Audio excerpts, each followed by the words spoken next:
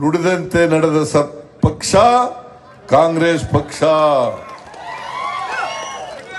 ಮಾತು ಕೊಟ್ಟಂತೆ ನಡ್ಕೊಂಡಿರ್ತಕ್ಕಂಥ ಪಕ್ಷ ಕಾಂಗ್ರೆಸ್ ಪಕ್ಷ. ಸಿದ್ದರಾಮಯ್ಯನ ಸರ್ಕಾರ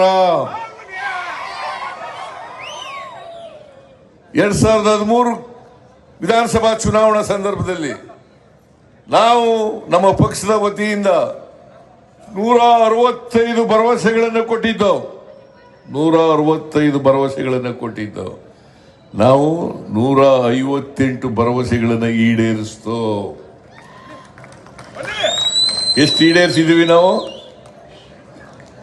158 ಭರವಸೆಗಳನ್ನು ಈಡೇರಿಸಿದ್ದೀವಿ. ಅನ್ನಭಾಗ್ಯ, ಕ್ಷೀರಭಾಗ್ಯ, ಕ್ಷೀರಧಾರೆ, ಶುಭಾಗ್ಯ,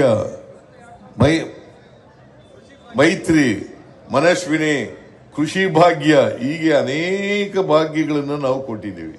ಇವೆಲ್ಲವೂ ಕೂಡ ಬಡವರಿಗೆ, ರೈತರಿಗೆ ಕೊಟ್ಟಿರ್ತಕ್ಕಂಥ ಕಾರ್ಯಕ್ರಮಗಳು ಅಂತಕ್ಕಂಥದ್ದನ್ನು ತಮಗೆ ತಿಳಿಸಲಿಕ್ಕೆ ಬಯಸ್ತಾ ಇದ್ದೇನೆ. ನುಡಿದಂತೆ ನಡೆದಿದ್ದೀವಿ ನಾವು. 23ನೇ ಅಧಿಕಾರಕ್ಕೆ ಬಂದಾಗ ಮತ್ತೆ ನಾನೇ ಮುಖ್ಯಮಂತ್ರಿ 592 ಭರವಸೆಗಳನ್ನು ಕೊಟ್ಟಿದ್ದು. ಈಗಾಗಲೇ 300 ಭರವಸೆಗಳನ್ನು ಈಡೇರಿಸಿದ್ದೀವಿ. ಅದರ ಜೊತೆಗೆ 5 ಗ್ಯಾರಂಟಿ ಯೋಜನೆಗಳನ್ನು ಕೊಟ್ಟಿದ್ದು. 5 ಗ್ಯಾರಂಟಿ ಯೋಜನೆಗಳನ್ನು ಕೊಟ್ಟಿದ್ದು. ನಾನು ಮತ್ತೆ DK ಶಿವಕುಮಾರ್ ಮತ್ತೆ ಇನ್ನ 8 ಜನ ಮಂತ್ರಿಗಳು ನಾವೆಲ್ಲರೂ ಕೂಡ ಕಂಠೀರವ ಸ್ಟೇಡಿಯಂನಲ್ಲಿ ಪ್ರಮಾಣ ವಚನ ಸ್ವೀಕಾರ ಮಾಡೋದು. ಅಲ್ಲಿಂದ ನೇರವಾಗಿ ವಿಧಾನಸೌಧಕ್ಕೆ ಹೋದೋ, ಕ್ಯಾಬಿನೆಟ್ ಹಾಲ್ನಲ್ಲಿ ತೀರ್ಮಾನ ಮಾಡೋದು. 5 ಗ್ಯಾರಂಟಿ ಯೋಜನೆಗಳನ್ನು ಕೂಡ ಕೂಡಲೇ ಜಾರಿ ಮಾಡಬೇಕು ಅಂತೇಳಿ ತೀರ್ಮಾನವನ್ನು ಮಾಡೋದು. ನಾವು ಮೇ 20ಕ್ಕೆ ಅಧಿಕಾರಕ್ಕೆ ಬಂದ್ರೆ ಜೂನ್ 11ನೇ ತಾರೀಕಿಗೆ ಶಕ್ತಿ ಯೋಜನೆಯನ್ನ ಜಾರಿ ಮಾಡೋದು. ಜೂನ್ 11ನೇ ತಾರೀಕು ಶಕ್ತಿ ಯೋಜನೆಯನ್ನ ಜಾರಿ ಮಾಡೋದು. ಜುಲೈ ತಿಂಗಳಲ್ಲಿ ಅನ್ನಭಾಗ್ಯ ಮತ್ತು ಗೃಹ ಜ್ಯೋತಿ ಯೋಜನೆಗಳನ್ನು ಜಾರಿ ಮಾಡೋದು. ಇವು ಬೆಂಗಳೂರಿನಲ್ಲಿ ಜಾರಿಯಾದಂಥ ಕಾರ್ಯಕ್ರಮಗಳು. ಆಮೇಲೆ ಆಗಸ್ಟ್ ತಿಂಗಳಲ್ಲಿ ಮೈಸೂರಿನಲ್ಲಿ ಗೃಹಲಕ್ಷ್ಮಿ ಯೋಜನೆಯನ್ನು ಜಾರಿ ಮಾಡೋದು. ಜನವರಿ ತಿಂಗಳಲ್ಲಿ ಯುವ ನಿಧಿ ಕಾರ್ಯಕ್ರಮವನ್ನು ಜಾರಿ ಮಾಡೋದು. ನಾವು ನುಡಿದಂತೆ ನಡೆದಿಲ್ವೇನ್ರಿ?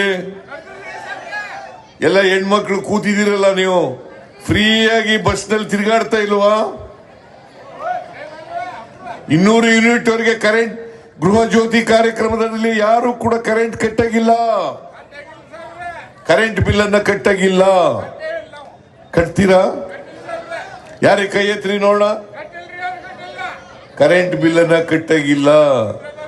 ಅನ್ನಭಾಗ್ಯ ಕಾರ್ಯಕ್ರಮ ಇದನ್ನು ಜಾರಿಗೆ ತಂದವರು ಯಾರು? ಫುಡ್ ಸೆಕ್ಯೂರಿಟಿ ಆಕ್ಟ್ ಅನ್ನ ಜಾರಿಗೆ ತಂದವರು ಯಾರು? ನರೇಂದ್ರ ಮೋದಿ ಅವರಲ್ಲ, ಮನಮೋಹನ್ ಸಿಂಗ್ ರವರು ಇದನ್ನು ಜಾರಿಗೆ ತಗೊಂಡ್ಬಂದವರು. ಇವ್ರ ಕಾಲದಲ್ಲಿ ಇವರೇನು ಮಾಡಲಿಲ್ಲ. ಗ್ಯಾರಂಟಿ ಯೋಜನೆಗಳೆಲ್ಲ ಜಾರಿ ಮಾಡೋದು. ಶಕ್ತಿ ಯೋಜನೆ, ಅನ್ನಭಾಗ್ಯ, ಗೃಹ ಜ್ಯೋತಿ, ಗೃಹಲಕ್ಷ್ಮಿ, ಯುವ ನಿಧಿ, ಇವತ್ತು ಎಲ್ಲ ಶಕ್ತಿ ಗ್ಯಾರಂಟಿ ಯೋಜನೆಗಳನ್ನು ಜಾರಿ ಮಾಡಿದ ಮೇಲೆ ಪ್ರತಿ ವರ್ಷ ಕರ್ನಾಟಕ ಸರ್ಕಾರಕ್ಕೆ 52,000 ಕೋಟಿ ರೂಪಾಯಿಗಳು ಬರ್ತಾ ಇದೆ, ಖರ್ಚಾಗ್ತಾ ಇದೆ. 52,000 ಕೋಟಿ ರೂಪಾಯಿಗಳು ಈ 3 ವರ್ಷದಲ್ಲಿ ಗ್ಯಾರಂಟಿ ಯೋಜನೆಗಳಿಗೆ ಖರ್ಚು ಮಾಡಿರ್ತಕ್ಕಂಥ ಹಣ